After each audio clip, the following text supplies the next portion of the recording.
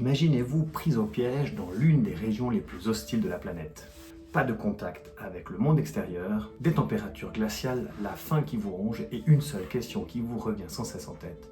Comment vais-je survivre? C'est l'histoire d'Ernest Shackleton et de son équipage. Bienvenue dans cette nouvelle vidéo où nous allons explorer le mental des survivants et ce qu'il peut nous apporter dans le cadre de notre activité sportive et de la préparation mentale. Aujourd'hui, je vais vous raconter l'histoire incroyable d'Ernest Shackleton et de son équipage. Une histoire vraie qui va servir de fil rouge tout au long de notre vidéo pour comprendre les outils de la psychologie de survie et de leur application dans le sport. Que vous soyez athlète, coach ou passionné, ces principes peuvent changer votre façon d'aborder vos défis, qu'ils soient sportifs, professionnels ou personnels. En 1914, Ernest Shackleton rêvait de traverser l'Antarctique à pied, ce qu'aucun équipage n'avait réussi à faire jusqu'alors. Mais très vite, l'aventure tourne au drame. Le navire, l'Endurance, est prisonnier des glaces. Shackleton sait que les vivres sont limités et que personne ne viendra à leur secours. Il regarde son équipage et comprend que la clé pour rester en vie réside davantage dans les capacités mentales de son équipage que dans leurs capacités physiques. C'est là que commence le véritable défi. Maintenir leur mental dans des conditions où l'espoir semble inexistant afin de rester en vie. Dans les situations les plus extrêmes, la différence entre la vie et la mort ne réside pas tellement dans la force ou dans les capacités physiques.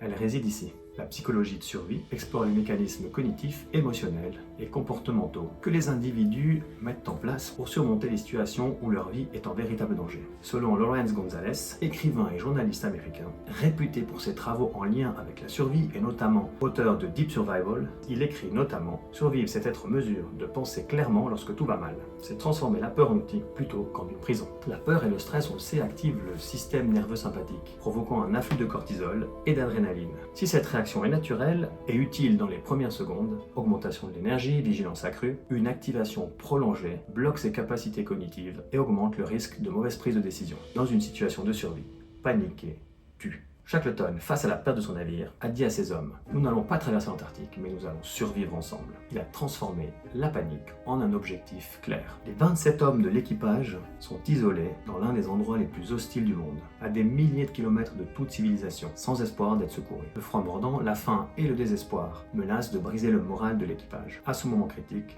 Shackleton sait que céder à la panique ou au découragement serait une condamnation certaine. Il comprend que leur survie dépend de leur capacité à se concentrer sur les solutions immédiates plutôt que sur l'ampleur du problème. Dans une situation où la survie semblait impossible, il a démontré que la clé n'était pas se focaliser sur l'immensité du défi, mais de le découper en étapes claires et concrètes. Cette approche, appelée fragmentation des objectifs, est un pilier fondamental de la résilience mentale. Elle trouve un écho direct, bien évidemment, dans la préparation mentale des athlètes. Imaginez, le navire Endurance est brisé et englouti par les glaces. Shackleton regarde son équipage. Il sait qu'il ne peut leur dire « Nous allons survivre à des mois d'enfer et rentrer à la maison ». Cela serait écrasant, presque paralysant. À la place, il décompose ce défi colossal de leur survie en micro-étapes tangibles, mesurables, chacune abordable en elle-même. Premièrement, trouver un abri temporaire. Il identifie une zone stable sur la banquise pour établir un camp. Là, il fait en sorte que ces hommes constituent un abri avec les restes du navire. Cette première étape offre une sécurité immédiate, un havre dans le chaos. Deuxièmement, maintenir le moral. Il comprend que l'esprit de ces hommes est aussi fragile que leur situation. Pour éviter que le désespoir ne les consume, il met en place des routines quotidiennes. Chaque homme a une tâche spécifique. Certains collectent de la glace pour de l'eau potable, d'autres préparent les repas. Ils racontent également des histoires, organisent des jeux et partagent des plaisanteries. Ils montrent une attitude optimiste mais réaliste. Ils leur rappellent, nous ne pouvons pas contrôler le vent et les glaces, mais nous pouvons contrôler nos actions aujourd'hui. Troisièmement, préparer une évacuation. Lorsque la banquise commence à se briser sous leurs pieds, ils décident qu'il est temps de prendre les canots de sauvetage et se diriger vers l'île Éléphant. Encore une fois, ils découpent cette mission en mini-objectifs. Charger les canots méthodiquement, diviser les rations pour maximiser leur durée et rester concentrés sur l'atteindre l'île, pas au-delà. Ces micro-défis et ces mini-actions donnent un sens quotidien aux actions de l'équipage. C'est grâce à cette approche qu'il a finalement transformé une situation désespérée en une série de petits triomphes, chaque étape rapprochant ces hommes de la survie. La psychologie le confirme. Lorsque nous sommes confrontés à une tâche écrasante, diviser l'objectif en étapes plus petites et atteignables réduit l'anxiété et améliore la concentration. C'est notamment le cas de la théorie des petits gains, développé par Amabile et Kramer en 2011. Réaliser des progrès même minimes génère de la motivation et augmente la persévérance face à des objectifs même plus grands. C'est aussi mentionné dans la charge cognitive. La fragmentation permet de réduire la surcharge mentale en focalisant son attention sur une action spécifique plutôt que sur l'immensité du défi. Et enfin, toute l'approche qui tourne autour de l'état de flow, où les petits défis immédiatement accessibles permettent de maintenir un état optimal de performance et d'engagement. Clé dans des environnements stressants, c'est de mettre en adéquation les défis auxquels on fait face par rapport à ses compétences. Les athlètes, comme les survivants, sont souvent confrontés à des défis intimidants. La fragmentation d'objectifs leur permet de se focaliser sur l'immédiat et d'éviter ainsi d'être submergés par la pression du résultat final. Par exemple, un marathonien épuisé, au lieu de penser à son arrivée lointaine, il peut se focaliser sur le prochain kilomètre, et ainsi de suite, en se fixant un objectif clair de temps par exemple. Le joueur de tennis en difficulté, après avoir perdu un set, il ne se concentre pas sur le match entier, ni sur le résultat, mais juste sur le prochain échange. Chaque coup devient comme une opportunité de reprendre confiance et de changer la dynamique. Lors de l'Open d'Australie 2021, alors qu'il jouait avec une blessure, Novak Djokovic a expliqué comment il découpait chaque match en petits défis. Je me suis concentré point par point sans penser au match dans son ensemble. Chaque point gagné était comme une étape vers la victoire. Pourquoi cette approche des petits pas, de la fixation des objectifs, fonctionne-t-elle? Dans le cas de l'équipage et de Shackleton, elle a transformé le désespoir en action. Confronté à un obstacle gigantesque, notre instinct naturel est de fuir ou de céder à la panique. La fragmentation donne une direction claire et immédiate. Elle génère des petites victoires. Chaque étape franchie crée un sentiment d'accomplissement, renforçant la confiance pour continuer. Et elle restaure le contrôle. Face à l'incertitude, se concentrer sur une action concrète et faisable donne l'illusion de contrôle, l'illusion de maîtrise, qui est souvent suffisante pour progresser. L'histoire de Shackleton et de son équipage nous enseigne une vérité essentielle. Personne ne peut vaincre un océan ou survivre dans un désert glacé en une seule action. Mais chacun peut accomplir une petite étape, puis une autre. Dans le sport comme dans la vie, cette capacité à fragmenter les objectifs nous donne la force de continuer un pas après l'autre, jusqu'à atteindre l'impossible. Rappelez-vous, ce n'est pas l'ampleur du défi qui détermine votre réussite, mais votre capacité à avancer étape par étape. Une fois les micro-défis identifiés, la clé est d'aborder chaque obstacle avec une solution en tête, peu importe sa difficulté. C'est ce qu'a fait Shackleton lorsqu'il a décidé de braver l'océan avec le canot de sauvetage, le James Caird.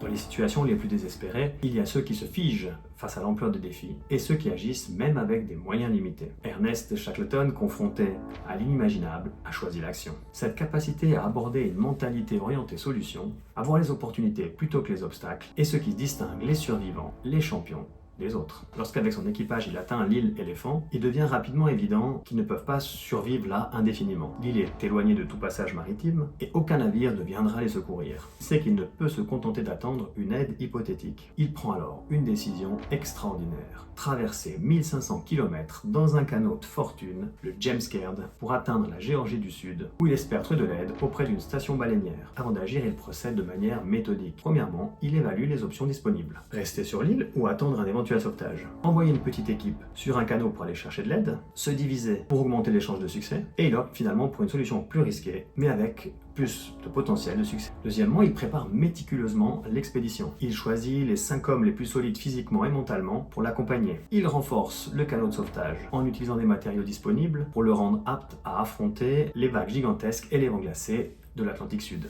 Il calcule aussi précisément les rations pour maximiser leurs chances de survie. Et troisièmement, il agit rapidement et avec détermination. Il sait que le succès réside dans l'action proactive, pas dans l'attente passive. À bord du canot, ils font face à des vagues de 15 mètres, des vents glaciaux et des conditions extrêmes. Pourtant, ils restent concentrés sur une seule chose. Chaque décision qu'ils prennent doit les rapprocher de l'objectif final. Les psychologues appellent cette capacité à prendre des décisions lucides sous pression le coping proactif. Contrairement au coping réactif, qui consiste à gérer une crise après qu'elle soit survenue, le coping actif se concentre sur la prévention et l'action orientée vers les solutions. 1. Analyser la situation. Quelles sont les menaces immédiates et les opportunités? 2. Explorer les options. Quels choix s'offrent à moi? Quels sont leurs impacts possibles? 3. Évaluer les ressources. Qu'est-ce que je peux utiliser à mon avantage? 4. Passer à l'action. Quelle est la première partie faisable maintenant? L'histoire de Aron Ralston, l'alpiniste resté coincé dans un rocher pendant 127 heures, illustre parfaitement cette approche. Après une panique initiale, il a méthodiquement analysé la situation. Il rationne son eau et sa nourriture pour maximiser ses chances. Il enregistre des messages pour ses proches, acceptant la possibilité de ne pas survivre. Lorsqu'il réalise que personne ne viendra, il prend la décision difficile d'amputer son bras pour se libérer. Il raconte que c'est sa capacité à rester focalisé sur les actions possibles plutôt que sur la gravité de son problème qui lui a sauvé la vie. En faisant un parallèle avec le sport, les athlètes comme les survivants font face à des moments où tout semble perdu. Un match non engagé, une performance en dessous de ses attentes ou une blessure dévastatrice. Dans ces moments, aborder une mentalité orientée solution peut transformer un échec imminent en une opportunité de rebond. Imaginez un joueur de tennis qui perd plusieurs points d'affilée et qui sent la pression monter. Plutôt que de ressasser ses erreurs passées, il doit se reconcentrer sur l'instant présent. Quel coup est le plus efficace dans cette situation? Comment puis-je ajuster ma position pour prendre l'avantage par exemple? Une équipe de football menée au score 2-0 doit se demander quelle action immédiate peut-on mettre en place pour augmenter nos chances de marquer un but. Cela peut inclure des ajustements tactiques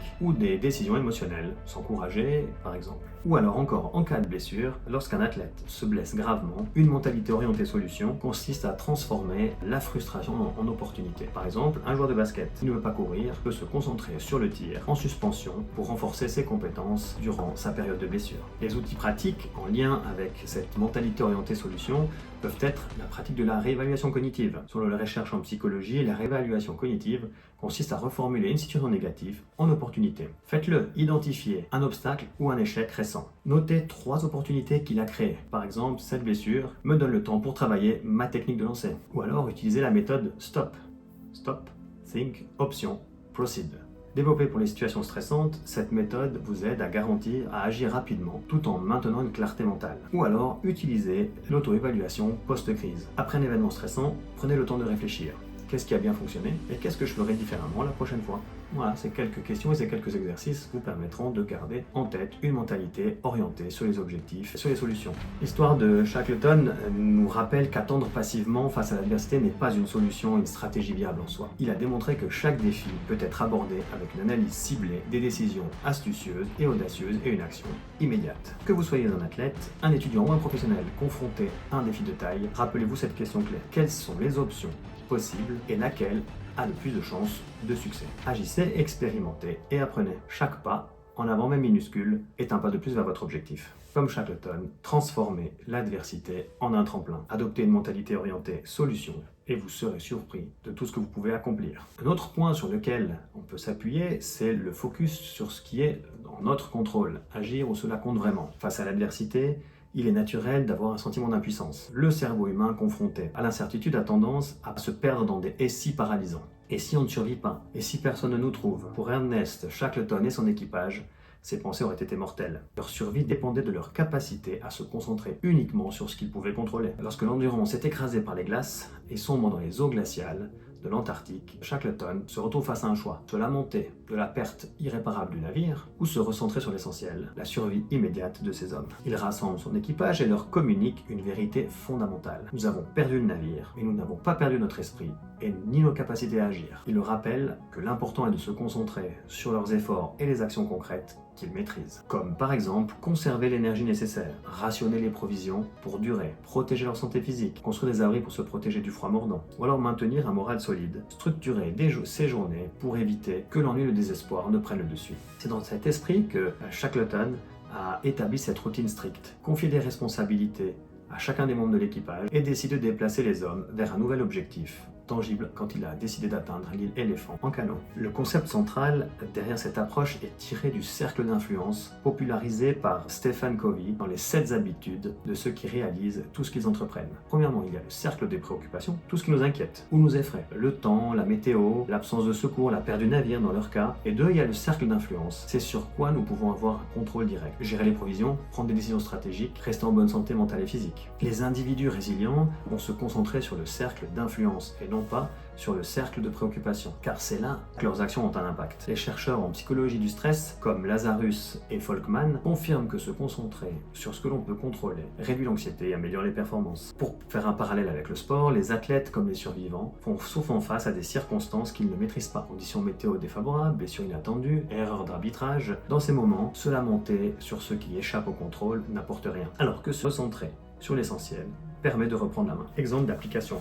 Contrôle la respiration pour calmer tes nerfs. Lorsque tu ressens une montée de stress, plutôt que de se perdre dans les implications de la victoire ou de la défaite, tu peux te recentrer sur ta respiration. Cette action simple réduit l'activation du système nerveux sympathique, favorisant un état de concentration et de calme. La respiration diaphragmique, par exemple, aide à ralentir le rythme cardiaque et à réguler les émotions. 2. Concentre-toi sur une action immédiate. Exemple, un joueur de basket qui rate 2 lancers francs consécutifs peut se laisser envahir par la frustration. Un athlète focus sur le moment présent et sur ce qu'il contrôle se demandera plutôt: comment puis-je améliorer ma posture lors lors du prochain lancer. Quel est le geste technique sur lequel je dois me concentrer? Adopte une routine mentale. Les routines aident à créer un cadre mental prévisible, même dans l'incertitude. Prenez par exemple le golfeur Tiger Woods. Il utilisait toujours la même séquence avant un putt. Visualisation, alignement, respiration. Cette constance lui permettait de rester focalisé, peu importe la pression extérieure. Quelques outils pratiques pour que tu puisses te recentrer sur ce qui est sous ton contrôle. Établis une liste. Contrôle, non contrôle. Simplement en mettant 2 colonnes sur les actions que tu peux contrôler, celles que tu ne contrôles pas. Pratique la pleine conscience. Entraîne tes capacités à rester ancré dans le moment présent grâce à des exercices de mindfulness. Par exemple, prends 2 minutes pour te concentrer uniquement sur ta respiration ou les sensations physiques dans ton corps quand tu es au calme.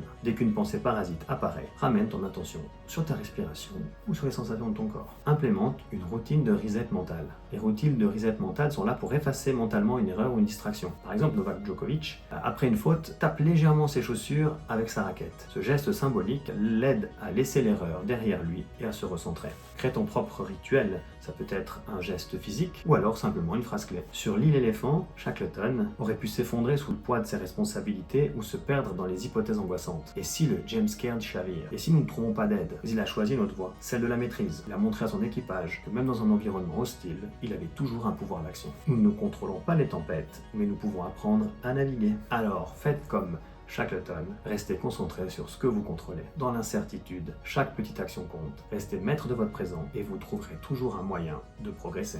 Un autre point fondamental dans cette aventure de Shackleton réside dans la motivation et le maintien de la motivation de l'équipage. Pour Ernest Shackleton et son équipage, motivés dans des conditions les plus extrêmes n'était pas seulement la stratégie mais une nécessité vitale. Quand l'espoir s'effrite, la motivation devient un véritable moteur de survie. L'île éléphant, isolée, battue par le vent glacial, devient un campement de fortune de l'équipage de l'Endurance. Dans cet environnement hostile, Shackleton aurait pu voir ses hommes sombrer dans la peur, frustration, voire naître des conflits internes. Mais il a choisi une autre voie, transformer chaque journée en une mission commune, en imposant une discipline quotidienne pour donner du sens. Il a instauré une routine rigoureuse. Chaque matin, il organisait des tâches, monter les abris, chasser le phoque, veiller sur les provisions. Même dans l'inaction imposée par les glaces, il veillait à occuper les esprits. Il raconte des histoires, propose des chants et organise même des matchs imprévus pour distraire ses hommes. Le plus grand ennemi dans ces situations n'est pas le froid ou la faim, mais l'ennui et le désespoir, dira-t-il plus tard. Deuxièmement, il attribue des responsabilités. Il savait que pour maintenir l'équilibre mental et émotionnel de son équipage, chaque homme devait se sentir utile. Frank Wilde, son second, est chargé de maintenir l'ordre et d'apporter son soutien aux autres membres. Même ceux qui n'avaient pas de compétences spécifiques recevaient une mission adaptée, comme entretenir les équipements ou cuisiner.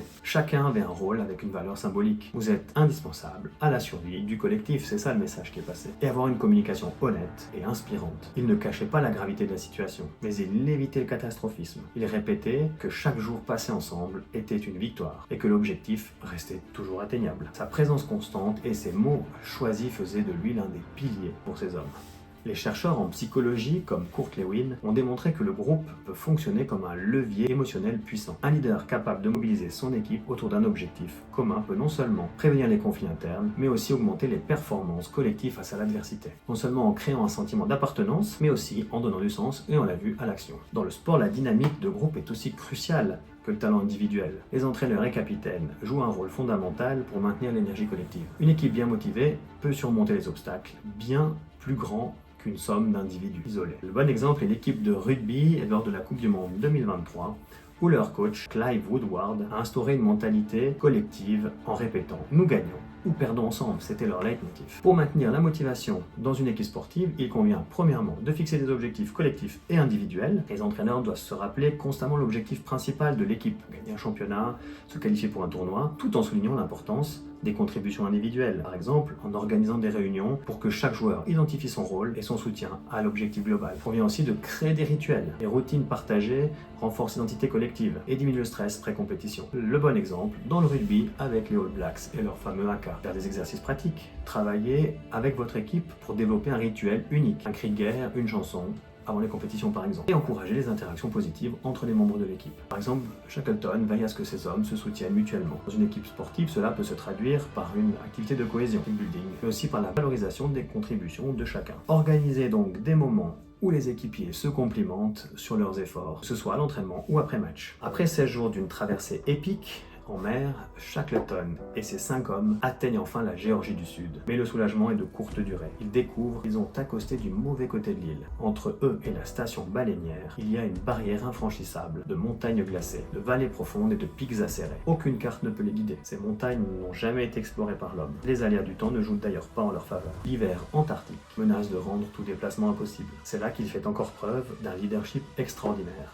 Il sait que l'équipage resté sur l'île Éléphant dépend entièrement de leur succès. Abandonner ici serait un arrêt de mort pour tous ces hommes. Il prend alors une décision audacieuse, traverser les montagnes à pied avec seulement 3 compagnons, en laissant les 2 autres derrière eux pour veiller sur le canon. Le 19 mai 1916, Shackleton, Frank Worsley et Tom Crean se lancent dans ce qui sera l'un des actes les plus héroïques de l'histoire des expéditions polaires. Pas d'équipement adapté, ni corde d'escalade, ni crampons ni cartes. Des températures extrêmes, le vent glacial les frappe de plein fouet, atteignant des températures bien en dessous de zéro. La fatigue s'accumule et les vêtements détrempés gèlent presque instantanément. Et un danger constant. Chaque pas est une lutte. Les crevasses invisibles et les pentes glacées menacent de les engloutir à tout moment. L'énergie diminue, mais Shackleton les pousse à continuer à avancer. La leçon qu'on peut retirer en termes de leadership et de résilience au travers de cette histoire, c'est la fragmentation d'objectifs sous pression extrême. Diviser l'objectif en micro-étapes. Chaque col atteint, chaque sommet franchi devient une victoire qui leur donne la force de continuer. Il répète à ses hommes, un pas à la fois, ce col, puis le suivant. Le sacrifice pour le collectif. Il prend des décisions les plus risquées pour lui-même. Il s'avance le premier sur les passages dangereux, montrant à ses compagnons qu'ils ne sont pas seuls dans cette épreuve. Et la foi dans le succès. Il refuse de laisser le doute les envahir. Il les motive avec des récits d'autres explorateurs. Elle leur rappelle sans cesse que la station n'est plus très loin, même si cela est incertain. À un moment critique, il se retrouve avec ses hommes au sommet d'une montagne, sans possibilité apparente de descente. En évaluant la situation, il décide de tenter une manœuvre risquée. Glisser sur leur corps, sur une pente de glace abrupte sans savoir où elle les mènera. Ils s'attachent ensemble et se lancent. Pendant des minutes interminables, ils descendent à une vitesse vertigineuse, priant pour que la pente ne se termine pas par un précipice. Miraculeusement, ils atterrissent sur un terrain et une surface stable, sains et saufs. Ce moment devient un symbole de leur audace et de leur détermination. Après 36 heures d'efforts ininterrompus, sans sommeil ni nourriture, Shackleton et ses 2 hommes atteignent enfin la station baleinière. Leur apparence est méconnaissable, barbe gelée, vêtements en lambeaux, visage marqué par la fatigue et la souffrance. Les ouvriers de la station, d'abord incrédules, les reconnaissent et leur offrent immédiatement leur aide. Mais pour Shackleton, il reste une mission essentielle, sauver le reste de son équipage, rester sur l'île Éléphant. Grâce à ces efforts, tous les hommes de l'Endurance seront secourus. Pas une seule vie